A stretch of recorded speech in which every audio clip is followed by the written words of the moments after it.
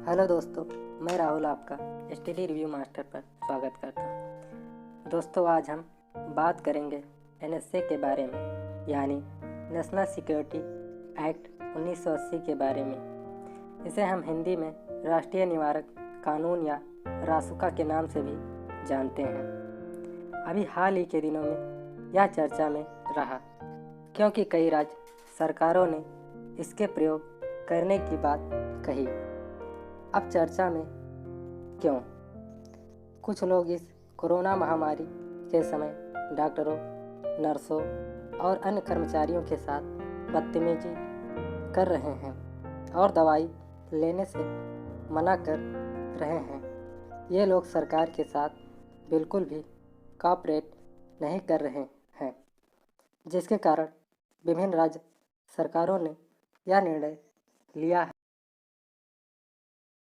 NSA के द्वारा किसी व्यक्ति को भविष्य में अपराध की आशंका के आधार पर ही उसे हिरासत में लेना है। एनएसए केंद्र और राज्य को यह अधिकार देता है कि वह राष्ट्रीय सुरक्षा के लिए खतरा उत्पन्न करने वाले या आवश्यक वस्तुओं एवं सेवाओं को बाधित करने वाले या सार्वजनिक व्यवस्था बाधित करने वालों से सख्ती से निपटे। इसके तहत किसी व्यक्ति को 12 महीने हिरासत में रखा जा सकता है, लेकिन नए सबूत मिलने पर सरकार की सीमा बढ़ा सकती है। लेकिन यह विवादों में भी रहा है, क्योंकि सीआरपीसी की धारा 50 के अनुसार किसी व्यक्ति को गिरफ्तारी का कारण जानने का पूरा अधिकार है। इसके तहत संदिग्ध व्यक्ति को बिना कारण 5 से 10 दिनों तक कैद में रखा जा सकता है। संविधान के अनुच्छेद 22(1) के अनुसार भी गिरफ्तार व्यक्ति को वकील से परामर्श करने का अधिकार है, पर एनएसए के तहत गिरफ्तार व्यक्ति को ऐसा कोई अधिकार नहीं होता है।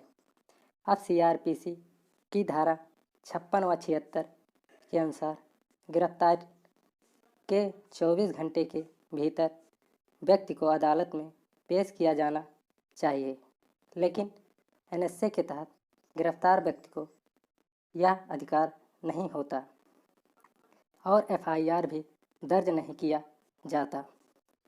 इसका रिकॉर्ड डाटा राष्ट्रीय अपराध रिकॉर्ड ब्यूरो यानी एनसीआरबी में भी नहीं शामिल किया जाता।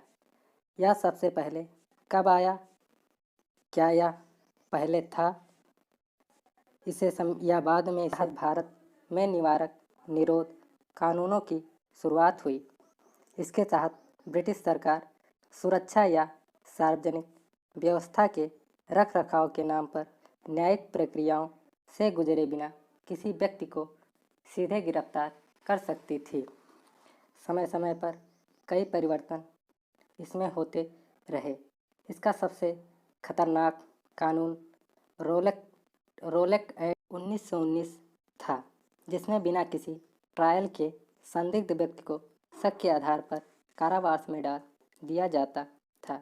इसी कानून को महात्मा गांधी ने काला कानून कहा था। उस समय इसके तहत कई स्वतंत्रता सेनानियों को गिरफ्तार भी किया गया था। स्वतंत्रता के बाद भी कई निवारक निरोध कानून आए। इसमें सबसे पहला निवारक निरोध कानून पीडीए यानी प्रिवेंटिव डिटेंशन एक्ट पीडीए 1950 आया। 1969 तक लागू रहा। दूसरा 1971 में आंतरिक सुरक्षा व्यवस्था अधिनियम यानी मीसा लाया गया, जो 1977 तक लागू रहा। तो ये था दोस्तों आज के पूरे टॉपिक का लेक्चर।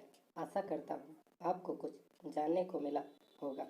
दोस्तों, यदि पसंद आया हो तो लाइक शेयर सब्सक्राइब करें। Thank you for listening.